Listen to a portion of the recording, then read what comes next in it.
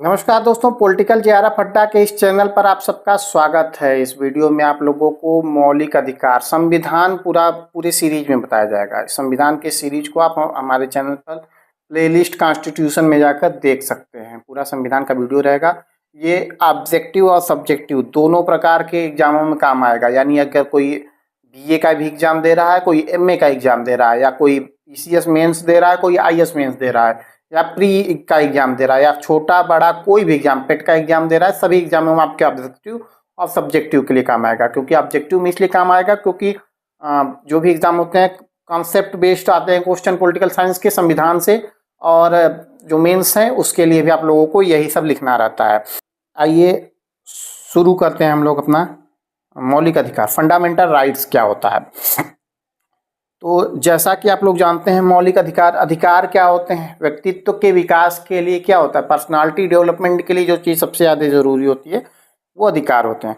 तो अधिकार को, मौलिक अधिकार को संविधान में जगह दिया गया है। संविधान में कहाँ जगह दिया गया है? तो ये पार्ट 3 में, भाग 3 में संविधान के इसको जगह दिया गया है।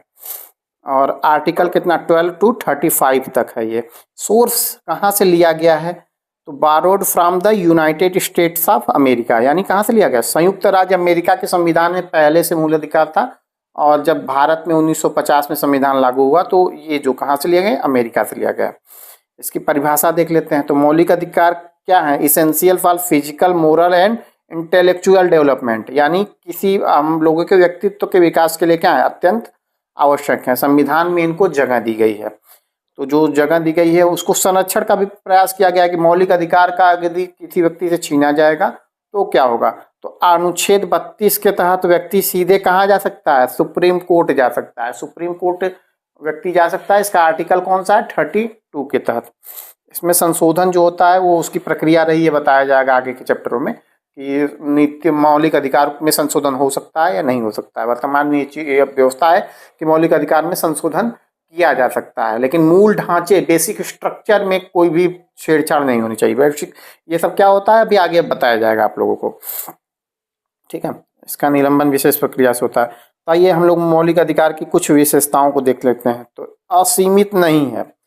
असीमित नहीं से एब्सोल्यूट नहीं है। ये नहीं है कि ये हो गया तो अब निरपेक्ष हो गया। इन पर प्रतिबंध लगाए जा सकते हैं। प्रतिबंध लगाए जाने से मतलब ये है कि बता दिया गया कि आपको व्यक्तिगत स्वतंत्रता का अधिकार, कुछ भी आप नहीं बोल सकते हैं। आप देशद्रोह के बारे में नहीं कर सकते हैं, ठीक है। कहीं भी आने जाने की स्वतंत्रता है। कुछ परिस्थितियों में स्वतंत्रता को बाधित किया जा सकता है, ठीक है। तो उसके रीजन बताए गए हैं कि आप जो है देश के खिलाफ कुछ नहीं कर सकते हैं, ठीक है। ये सारी चीज़ें बताई गई हैं। यानी असीमित नहीं, प्रवर्तनीय है, इन्फोर्सेबल है, यानी इन्हें लागू किया गया है। सरकार के लिए लागू करना इन्हें बाध्यकारी है। अगर ये मौलिक अधिकार आपको नहीं प्राप्त हो रहे हैं, आप इन्हें लागू करवाने के लिए सरकार से कर सकते हैं, सुप्रीम कोर्ट से कर सकते हैं। नकारात्मक स्वरूप से मतलब ये होता है, नेगेटिव इन नेचर का मतलब ये होता है कि ये जो है स्टेट पर बताते हैं कि स्टेट को ये काम नहीं करना चाहिए। स्टेट राज्य पर सीमाएं लगाते हैं। कुछ जो है वो व्यक्तियों के खिलाफ भी दिए गए हैं। अभी बताया जाएगा आप लोगों को। प्राप्ति, तो मौलिक अधिकारों को नागरिकों को प्राप्त है। उदाहरण, जो भारतीय नागरिक हैं उन्हें कुछ अधिकार केवल प्राप्त हैं, जैसे 15, 16, 19, 29, 30। ये अधिकार विदेशियों को प्राप्त नहीं है। ये इंपॉर्टेंट क्वेश्चन हो जाता है। कहीं भी आप लोगों को ऑब्जेक्टिव क्वेश्चन में पूछा जा सकता है कि कौन से अधिकार हैं जो केवल भारतीयों को प्राप्त हैं। तो आर्टिकल 15, 16, 19, 29 और 30, ये जो आर्टिकल हैं ये केवल भारतीयों को प्राप्त है। बाकी जो आर्टिकल हैं भारतीय और विदेशी दोनों को प्राप्त हैं। कुछ अधिकार राज्य के विरुद्ध हैं, जैसे 15, 16।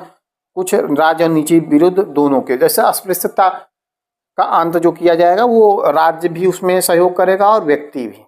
राज्य भी अस्पृश्यता नहीं कर सकता और जो व्यक्ति हैं ये भी नहीं कर सकते। तो आइए हम लोग देखते हैं मौलिक अधिकार। तो पहले के संविधान में मौलिक अधिकार कितने थे? फंडामेंटल राइट्स 7 थे, 7 टाइप्स ऑफ फंडामेंटल राइट्स से। संपत्ति के अधिकार को हटा दिया गया है। कब हटाया गया है? तो 44वें संविधान संशोधन 44th अमेंडमेंट 1978 द्वारा इसको हटा के कहाँ कर दिया गया? कानूनी अधिकार बना दिया गया। 300A में डाल दिया गया। वर्तमान में 6 प्रकार के अधिकार हैं। समानता का अधिकार देखिए, राइट टू इक्वलिटी 14 से 18। स्वतंत्रता का अधिकार 19 से 22। शोषण के विरुद्ध अधिकार 23-24। धार्मिक स्वतंत्रता का अधिकार 25 से 28। शैक्षिक एवं सांस्कृतिक अधिकार 29-30। संवैधानिक उपचार रूप का अधिकार राइट टू कॉन्स्टिट्यूशनल रेमेडीज कितना है, आर्टिकल 32 में दिया गया है। ये आर्टिकल याद होने चाहिए। तो आइए हम लोग देखते हैं कि समानता का अधिकार क्या है। समानता का अधिकार आर्टिकल 14 से 18 में बताया गया है। तो आर्टिकल जो 14 है उसमें क्या बताया गया है, विधि के समक्ष समता, इक्वलिटी बिफोर लॉ, विधि के समक्ष समता, इक्वलिटी बिफोर लॉ। ये निगेटिव है, नेचर में कैसा है, निगेटिव है। निगेटिव क्यों है अभी बताया जाएगा आप लोगों को। और ये कहाँ से लिया गया है, तो ये ब्रिटेन से लिया गया है। इसका मतलब ये होता है कि एक कानून रहेगा, कानून के नज़र में सारे लोग क्या हैं, बराबर हैं। और जो अगला है विधियों का समान संरक्षण, इक्वल प्रोटेक्शन ऑफ लॉ, यह अमेरिका से लिया गया है, यह सकारात्मक है।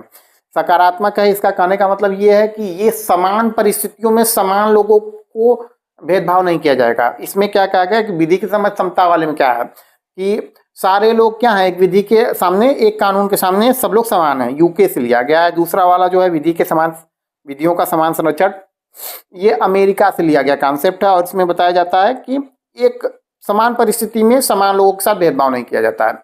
जैसे मान लीजिए कि 10 लोगों का रेस है, वहाँ पहले में रहेगा कि 10 लोग दौड़ेंगे, चाहे उसमें कोई अगर मान लीजिए पैर नहीं है, किसी का आँख नहीं है, वो भी दौड़ेगा, तो वो विधि सबके लिए बराबर होगी, वो करना है। दूसरे वाले में करना है कि अगर पैर नहीं है तो इन लोगों को अलग लोगों में दौड़ाया जाए, अलग कैटेगरी करके दौड़ा जाए।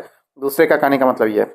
आर्टिकल 15 हम लोग देखते हैं। तो आर्टिकल 15 में बताया गया है कि कुछ आधारों पर भेदभाव नहीं किया जाएगा, जिसमें कौन कौन सा, धर्म, जाति, लिंग, जन्मस्थान, धर्म, जाति, लिंग, जन्मस्थान, इन आधारों पर क्या नहीं किया जाएगा, रिलीजन, रेस, कास्ट, सेक्स और प्लेस ऑफ बर्थ, इन आधारों पर भेदभाव नहीं किया जाएगा। ठीक है, और सार्वजनिक स्थान पर भेदभाव नहीं किया जाएगा। आर्टिकल 15(1) सब क्लास 1, सब क्लास 2 में यही आप लोगों को दिखेगा कि कहाँ कहाँ भेदभाव नहीं हुआ, यहाँ वहाँ रेस्टोरेंट, इससे भेदभाव नहीं किया जाएगा। और उसके अपवाद बताए गए हैं, जैसे 15 सब क्लास 3, 4, 5, इसमें अपवाद है। महिलाओं के लिए अलग से कानून बनाया जा सकता है, बच्चों के लिए अलग से कानून बनाया जा सकता है, SC ST और दुर्बल वर्गों के लिए भी अलग से कानून बनाया जा सकता है। आर्टिकल 16 हम लोग देखते हैं। इसमें बताया गया लोक नियोजन के विषय में अवसर की समता। इसका मतलब ये होता है कि जो equality of opportunity in public employment, ठीक है, यानी लोक नियोजन के विषय में अवसर की समता, सब लोग एक बराबर होंगे। उसमें कुछ अपवाद दिया गया है, जो जिससे आरक्षण, रिजर्वेशन किस आर्टिकल से आया है, तो यही आर्टिकल 16 सब क्लास 4 से आया है रिजर्वेशन। देखिए रिजर्वेशन वाला जो मैटर था वो इंदिरा मंडल आयोग ने बताया था कि 27% OBC को आरक्षण दिया जाए।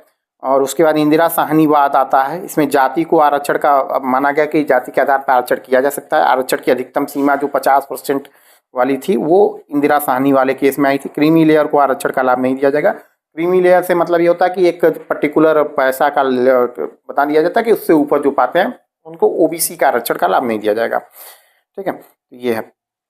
आर्टिकल 17 में ये बताया गया है कि अस्पृश्यता का अंत रहेगा। अस्पृश्यता यानी अनटचेबिलिटी, छुआछूत जो होता है वो पहले के ज़माने में हुआ करता था, इसको समाप्त कर दिया गया, इसको दंडनीय अपराध बना दिया गया। नागरिक संरक्षण अधिनियम 1955 संसद ने कानून भी बनाया है।